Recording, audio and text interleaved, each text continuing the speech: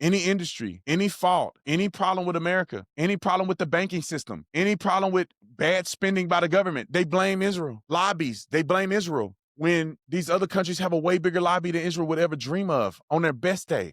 Every country gives financial aid to other countries, but they only have a problem with Israel. What is this about? You've never seen any of these people that criticize the war in Israel not also fall for propaganda when it comes to the Holocaust. Name one of them that's not pushing this false idea that Israel runs America. Today, Stand Tall Israel is joined by Officer Brandon Tatum, former police officer, SWAT operator, and one of the most influential conservative voices in America. His videos have over 70 million views, and he's one of the few voices with the courage to defend Israel unapologetically and call out the propaganda. Officer Tatum, welcome to the show. Thanks for having me on. Why do you think this Gaza propaganda is so effective, even on the conservatives? The leftists, I understand, but now it's starting to creep into the conservatives. What do you think about that? I think it's big influential people are leading the charge. When you have people that have millions and millions upon millions of followers, and conservatives have followed them for a long time, it becomes tribal.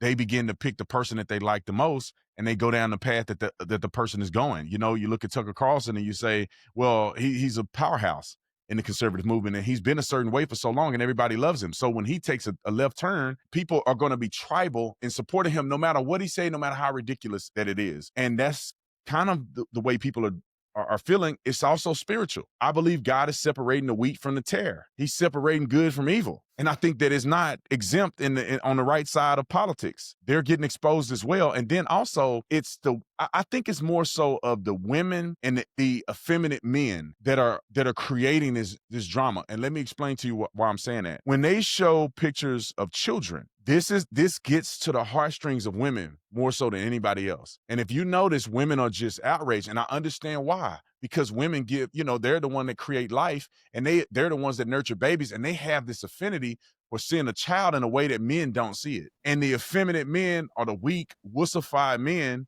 that are up under the armpit of these women that are feminized. They are also, I would say, tricked into it instead of seeing it for what it is. And that means that it's war. And so I think that those factors are a contributing cause to the reason why we bought this propaganda so much. I mean, when you show a kid with his flesh hanging off, or you show a dead kid on the rocks, no matter how it happened to him, right? We don't know what really happened to these kids. We don't know. I mean, I wouldn't be shocked if Hamas didn't shoot one of the kids and then they put him up as if he's got shot by the IDF. I wouldn't be shocked if they forced these people to stay in the buildings. The building come down after fair warning, and then they go and try to pull the kids out of the building. Or a kid is walking through somewhere and he step on a landmine or something that's been put up by Hamas, and it blows the kid's hands off, and they show them to the world as this is what Israel is doing. This is what Israel is doing. I wouldn't be shocked, but people don't care when they're hyper emotional. And this is kind of the tactic that they've been able to use. What do you think is pulling these young conservative men towards like a Nick Fuentes? What do you think is pulling people to support somebody like that? It's a few things there. One is that the emasculation of young men today is a cause of this.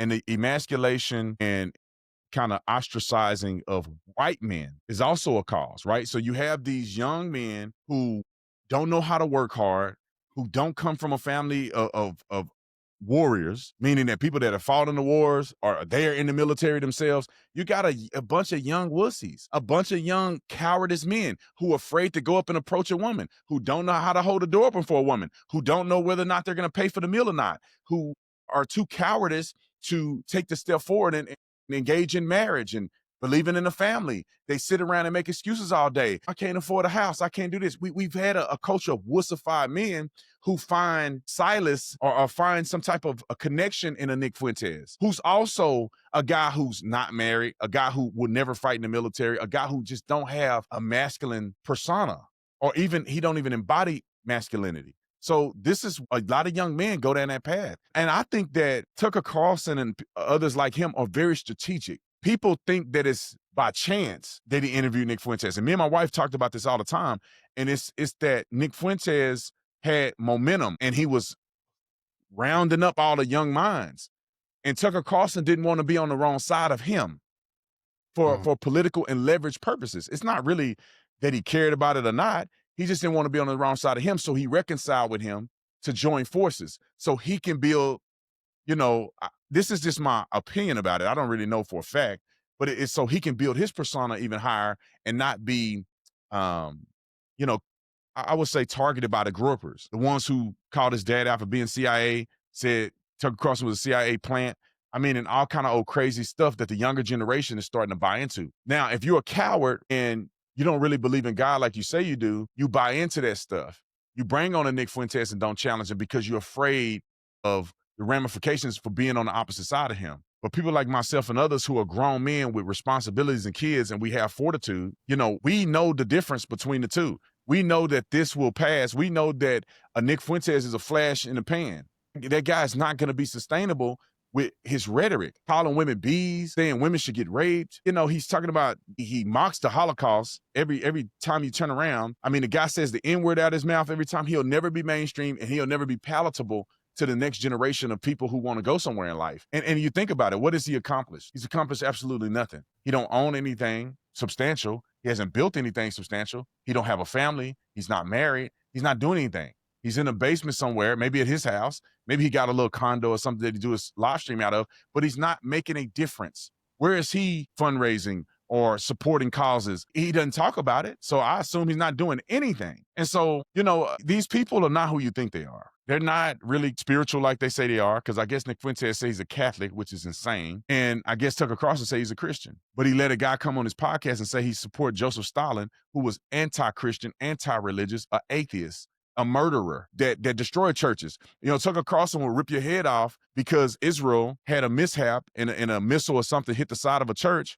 He will rip your head off about that. But then he won't say nothing about a person supporting Joseph Stalin who destroyed churches intentionally because he hated religion. And so, these people just aren't who you think they are. It's a lot of money involved in this. It's a lot of clout. It's a lot of strategic planning on the back end, man. This is some people looking at long-term manipulation of the populace so they can be forever popular.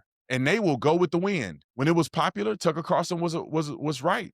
He was on the right side. He supported Israel. Same thing with all these politics. They supported Israel when it was convenient. Then they saw it slip away. They saw the propaganda coming in. They saw Israel starting to lose touch. And what do? They don't stand like I did. They panic and they jump ship over here. And that's what most of it is about. Do you think the right lost its moral clarity since October 7th, or are we talking about a small percentage of the right? Yeah, I think it's a small percentage of the right. I think it's what we call the internet right. The average person is not paying attention to this stuff, to be quite honest. If you go to the average person, they probably have no idea who Nick Fuentes is. The average person isn't engulfed in politics like I am. And we get caught up in this sometimes because we think the whole world do what we do. No, I'm doing politics. I'm on Instagram. I'm on X. I'm doing this 24 hours a day, 7 days a week. So all that I think about is what's politically coming out in the news.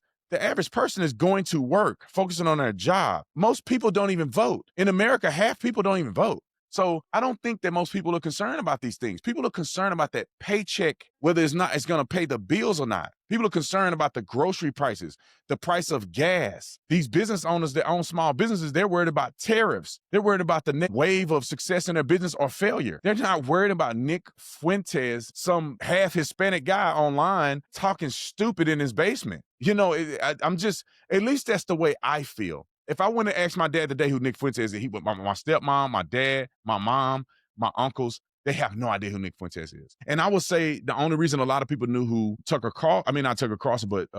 Kirk is because of what happened to Charlie Kirk, which made him explode around the world and everybody knew his name because of what happened. Because a lot of people in my family don't follow politics to even know who Charlie Kirk was. And now they do because of his assassination. But I don't think it's a big majority of conservatives. I mean, look at what happened to Marjorie Taylor Greene. She's out of there. These people that are anti-Semitic and they going through this, God is going to serve them one way or another. You see Tucker Carlson apologize. Even though he didn't mean it, he still came out and apologized, said he was sorry for calling Zionists the worst despicable people. You see the Heritage Foundation came out and apologized. It's because the real people that have common sense are coming after them when they do things like this. They're calling them out. They're exposing them when they do things like this. They're not supporting them. Talk a little bit about your trip to Israel before October 7th. You said it changed your perspective. Talk about a little bit what you saw over there and how it affected you. First of all, I was completely ignorant to anything geopolitical. I was completely ignorant to anything outside outside the United States of America. When I was growing up, I never left Fort Worth, Texas, which was the city I grew up in, let alone leave the state. So, growing up, the furthest I've ever gone was Arizona. And then I, traveled around the country to speak at Turning Point USA, but I had never left the country. And I had never thought about any country outside of our country, to be quite honest. And so to be honest, going to Israel, because I'll tell you how it all happened. I was meeting with Pastor Alan Jackson. He just brought it up because he go to Israel all the time with his church. I think he's probably been there like 50 times. He go multiple times a year. And I'm going to go back with him. I think in 2026, I'm going to try to go with him a couple times. But he just mentioned Israel. And I was like, wow, I've never been to Israel. That'd be cool. He's like, well, you want to go? We going on a trip? I'm like, of course. I was a little nervous because I never left the country, but I said, let's do it. And I went to Israel. I thought Israel was a third world country at first, right? I'm thinking it's like Afghanistan, Iraq. I'm thinking it's some Middle Eastern country like that. I get there and I'm blown away. I'm like, oh my God, look at these freeways and buildings and infrastructure. And it was beautiful. So that changed my idea. Then we went to Jerusalem. The first night I was there, or the first like 3 nights I was there, and I saw how peaceful it was. We were at the Western Wall. We had an opportunity to go up on the Temple Mount. And, you could feel a little tension there, obviously, for obvious reasons, right? But for the most part, it was peaceful. Everybody was getting along with everybody. The markets, you had the Arab and you had the Jewish markets, and everybody was getting along. Every hotel we went to, every resort we went to, it was multiple different culture of people there. And when the Muslims or the Arabs had their holidays, the Jewish people worked. And when the Jewish people celebrate Shabbat and they had their day off, the Arabs worked. And I never thought of something like October the 7th would ever happen. Now, clearly, I didn't know any better because I didn't live there. But being there, it was beautiful, peaceful. As a Christian, I mean, we were treated well. It was really no issues there. We worshiped on the Sea of Galilee, the Mount of Beatitudes. We went to where they believed Jesus was buried in a tomb. I mean, all the holy sites. It was so many different cultures and religions represented there as tourists, and some people even stayed there in the monasteries. I mean, you name it, it was a microcosm of spirituality, in my opinion. And we had really no issues. And people got mad at me and made fun of me, and they still to this day say I accept getting spit on because some little kid was being a weirdo and he spit at Pastor Alan Jackson. And I was honest with Benjamin Netanyahu when I interviewed him, and I said that's the only thing that happened. Imagine if I was in Gaza. You know what I'm saying? People try to say, you got spit on. It was like, well, that was one kid. He was like 4 or 5, and his mom literally tried to turn a blind eye. Somebody's teaching him hate. And then as soon as he did that, another guy came behind him and said, that's wrong. But nobody remembered the part where I said the gentleman came immediately and said, that's wrong. We don't, you guys are always welcome here. They just hook on the part this little kid did that. But they're not talking about the thousands of people who were extremely generous to us, tour guides. I mean, you name it, man. It was great. And Christians are in Israel all the time. You can't name another country in the Middle East where Christians are accepted, where Christians can proselytize, witness, Christians can build churches. I mean, the Trinity Broadcast Network got a massive studio there overlooking, you can see Jerusalem, the capital, and everything from that studio. Christians are everywhere. And nobody stopped us from worshiping, and nobody stopped us from talking about Jesus. I literally got a tattoo that says Jesus is Lord in Jerusalem. I love Israel, man. And at the end of the day, I love the Jewish people, my Jewish brothers and sisters, just like Jesus did. I don't know why we got to have a problem. There are some Jewish people that are weirdos, just like there's some Christians that are weirdos. Welcome to humanity. But for the most part, we're brothers in this. We're brothers and sisters. Why do we have to have an issue? We should love one another. Even if we have some religious differences, let's bring our religious differences together and let's talk through them. Because at the end of the day, I do believe that Christians and people who practice Judaism have a lot more in common than we allude to. And I'm going to get in trouble for this. I'm not talking about the paganized religion that most people call Christianity today. I'm not talking about that one. The one where we celebrate all these fake holidays and the Council of Nicaea, and they done all this other stuff. I'm not talking about that one. I'm talking about the belief system that Peter had, that Jesus had, that the apostles had. That's the belief system that I'm talking about, which was rooted in Judaism. Jesus kept the Sabbath. It's the devil that want to make us go apart like this. In my opinion, God wants us to come together as brothers and sisters and worship the same God and get our differences. We could talk through our differences, but at the end of the day, we still worship the same God, so that's just my opinion. Do you think that there are a lot of Christians out there that support Israel privately, but they stay silent publicly? Yeah, I definitely think there's tons of Christians that believe and support Israel, but they won't say anything because they look at my social media and they look at some of the people that rear their head out to say something and they get beat over the head. I mean, I'm still getting messages, people saying I'm getting paid $7,000 a post from I guess Israel. I mean, with no evidence whatsoever, just defaming me every single day. And a lot of them don't have any influence or money, so I'm not going to sue them, but I'm just praying one day some big network say I'm getting paid $7,000. I'm gonna either sue you and get paid way more than what I would get paid with the $7,000 claim, or if they want to pay me $7,000, I'll take it. You can pay me to what I already believe. That's the easiest money I ever make in my life. So at the end of the day, I think Christians do need to stand up more and speak the truth and speak what the Bible say. You don't have to be super spooky and you don't have to be all doing it. You just read a scripture. If somebody asks you what you think about Israel, just read a scripture. You don't even have to say that. You don't have to articulate. Just go to Genesis. Just go to, for Christians, go to Romans 11. See what Paul said. It's so many verses. Amos. You can go down a list. You can go to all of the books in the Old Testament. You can go all the books in the New Testament. Look at what Jesus said. Salvations come to the Jews first and then the Gentile. You can go through this 100 times. Just read the scripture if you don't know what to say. And I encourage Christians to stand up when it's time to stand up, because at the end of the day, I honestly believe if we claim that we believe Jesus was the Messiah, then what would Jesus do? Jesus stood up for what was right to the point of death. They beat him and they crucified him and hung him on a cross and pierced him in his side. They beat that man to death. So he was willing to stand up for the truth, even at the risk of going to Calvary cross. Can't even risk a bad comment under our post. Like at some point we got to say, just turn the comments off if you can't handle the smoke with the comments, but you can't just cower. But you see a lot of people in my position that are doing it. They don't want to look. I lost followers over this stuff. I probably lost money. I don't know. Like on my Instagram account, I think net to this I lost 14,000 subscribers. Now I have 2.3 million. So 14,000 is not a lot. On my YouTube channel, I got 3.8 million people following me, but I lost 5,000 followers over this. It's not that significant, but some people don't even want to lose that many followers. I have never lost followers a single month in the entire time I've been doing social media. Never. And this is the first time I've lost followers.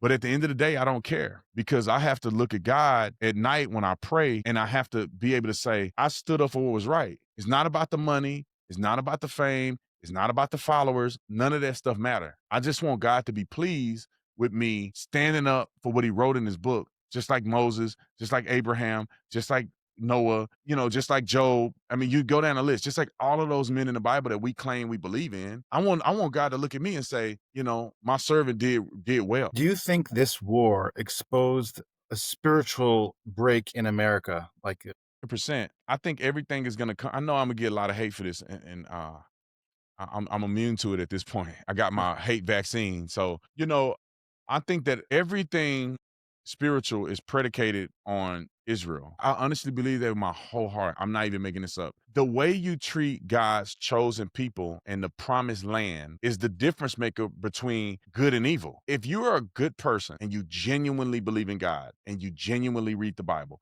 you should genuinely understand the position of Israel. You don't have to like the government. The government ain't in the Bible. Netanyahu ain't in the Bible in some prophetic way. I don't know if he fulfills some prophecies. I don't know, but he's not in the prophetic. So that's irrelevant. But at the end of the day, you have to see it the way God sees it. And he's like, this is my chosen people and this is what I've done. Are you going to go against that is the question. Because I don't have to like it or agree. It don't matter. God has already established it, and you need to acknowledge what God did and get out the way. Are you going to be a person that go against God and what God has established and what God is already going to do? Because God is going to do what he's going to do. He don't need you. But the question is, are you going to be on his side? Or are you going to try to go against God? And this war, in my opinion, exposed a deep, dark secret, because the war is nasty and it was bad. And you don't like to see kids die and anybody die that's innocent. Hamas is the one that put these people in this situation. And it's sad that they had to die on behalf of Hamas. But at the end of the day, if you read your Bible, God has David and Goliath. I mean, David beheaded Goliath. If people didn't forget, God always stood behind his people in war times, and there were people that died in war. It's just the way it happens. I don't know what new God people are believing in now, but this has been going on since the beginning of time. And I just think that it did expose Christians. It exposed a lot of Christians more than anything, because you have the Jewish people that are secular or whatever the case may be, and they don't count. But the Jewish people who A Christian people who are claiming to have a faith and they're claiming to believe in the God of the Bible, and they're now taking the side of Hamas because it's not even criticism of the war, right? I don't think people have a problem with somebody criticizing the war. They don't just criticize the war. They go full on propaganda. They go from saying it's sad that the IDF killed that kid or whatever the case may be to saying it's a genocide. It's an apartheid. They're occupying. It's an open air prison. It's like, how did you go from I'm criticizing this action of an IDF soldier to like a whole condemnation of Jewish people? Listen, you've never seen any of these people that criticize the war in Israel not also fall for propaganda when it comes to the Holocaust. Name one of them that's not slightly questioning or completely denying the Holocaust. Name one of them that's not pushing this false idea that Israel runs America and that all of our politicians are somehow bought and paid for by AIPAC.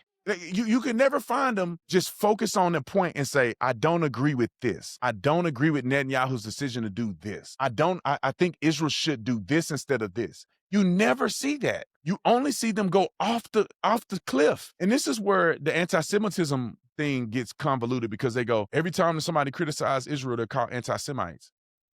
Kind of and not really, because they're not criticizing. They're denying the Holocaust. They're saying that Jews run the whole nation and they started pornography and Jews are running Hollywood and now that's why Hollywood is pedophilic. It's like they blame the Jews for everything. They blame the Jews for 9/11 when we already had the Islamic terrorists take responsibility for 9/11. They took responsibility. Their people were the ones discovered on the planes.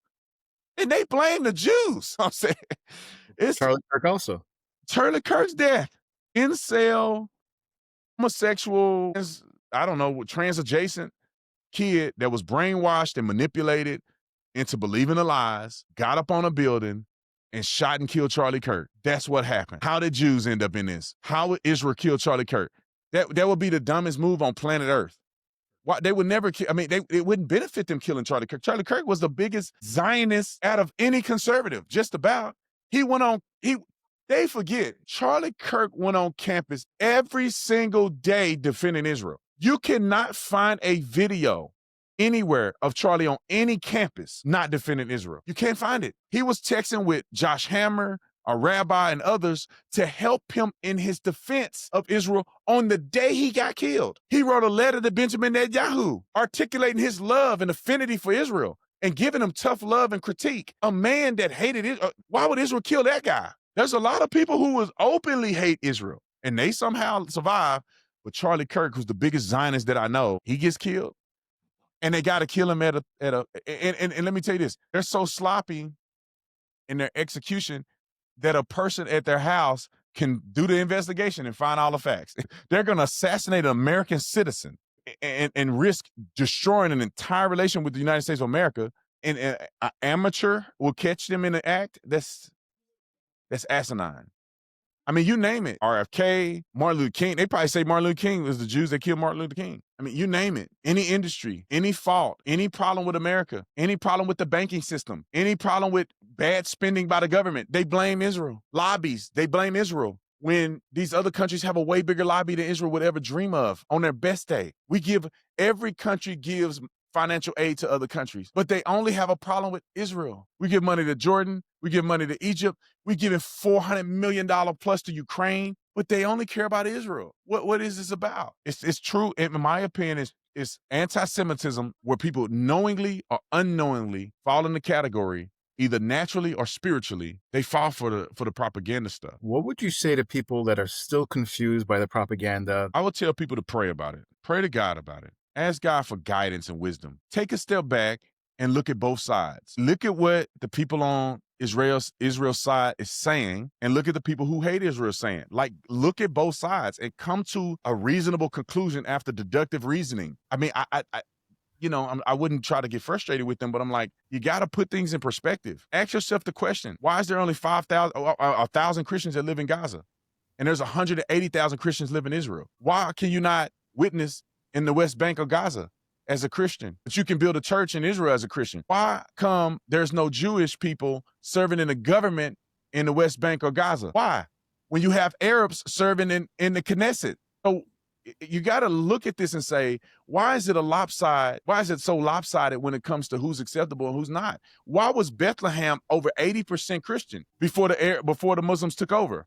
And now it's like 13% Christian. Why is that? Why do Christians flee all of the Middle Eastern countries to go to Israel if they're so bad and they're the boogeyman? And I think people need to use reasoning, take a step back, try not to look at the propaganda, do research historically, and I think people will come to at least a fair understanding and they can make their own decision. Officer Tatum, I want to thank you for your time. I want to thank you for your moral clarity and for standing with the truth and for standing with Israel. And I just want to wish you continued success. And God bless you. Thank you for everything. God bless you. Thank you for having me.